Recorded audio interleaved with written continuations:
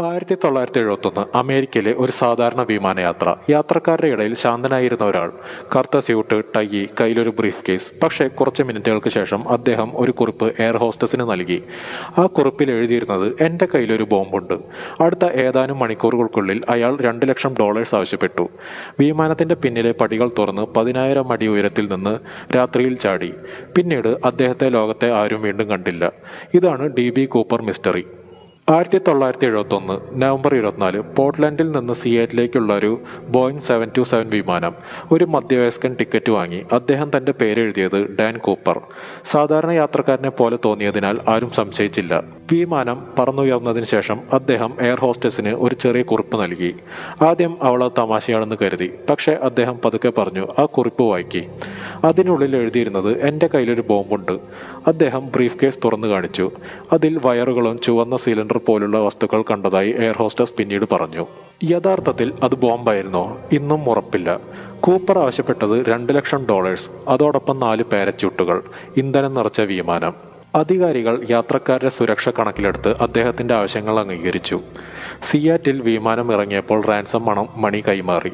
എല്ലാ യാത്രക്കാരും വിട്ടയച്ചു. എന്നാൽ ക്രൂ മാത്രം വിമാനത്തിൽ തുടർന്നു. വിമാനം വീണ്ടും പറന്നു.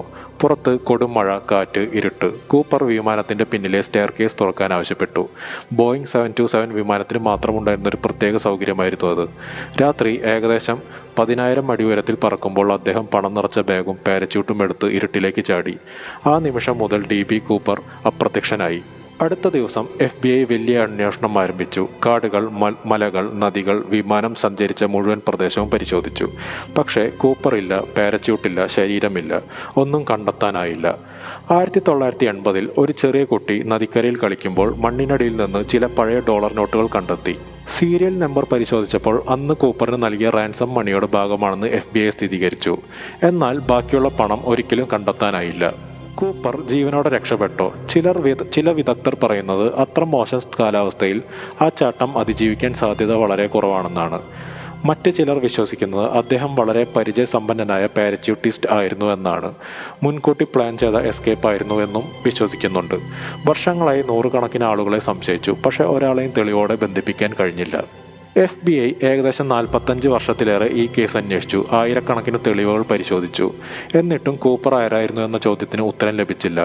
അവസാനം 2016 FBI ഈ കേസിലെ സജീവ അന്വേഷണം അവസാനിപ്പിച്ചു. ഒരു മനുഷ്യൻ ഒരു വിമാനം ഹൈജാക്ക് ചെയ്തു. $2,00,000 വാങ്ങി. 10,000 അടി ഉയരത്തിൽ നിന്ന് ചാടി. പിന്നീട് ലോകത്തിലെ ഏറ്റവും വലിയ അന്വേഷണ ഏജൻസികളിൽ ഒന്നായ FBIക്കും അദ്ദേഹത്തെ കണ്ടെത്താൻ കഴിഞ്ഞില്ല. DB കൂപ്പർ ശരിക്കും രക്ഷപ്പെട്ടോ? ആ രാത്രി കാട്ടിൽ എവിടെയെങ്കിലും അദ്ദേഹത്തിന്റെ കഥ അവസാനിച്ചോ? നിങ്ങൾക്ക് എന്താണ് തോന്നുന്നതെന്ന് കമന്റ് ചെയ്യുക. അതുപോലെ ചാനൽ ആദ്യമായിട്ടാണ് കാണുന്നതെങ്കിൽ സബ്സ്ക്രൈബ് ചെയ്യാൻ മറക്കരുത്. അതുപോലെ ഫ്രണ്ട്സിന് ഷെയർ ചെയ്യാനും മറക്കരുത്. ഞാൻ നാളെ മറ്റൊരു വീഡിയോ ആയിട്ട് വരുന്നതായിരിക്കും.